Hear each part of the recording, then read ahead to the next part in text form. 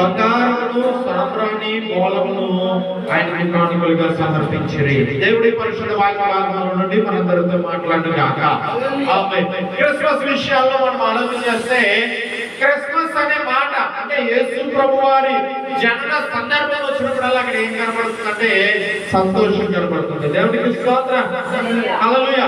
సంతోషంలో ఏ సంతోషం అంటే ఇది మహానందం. ఏ ఆనందము? దూత గొర్రెల కాపరంతో చెప్తుంది కదా, ఇదిగో ప్రజలందరికీ కలుగము మహా సంతోషకరమైన శుభవార్త.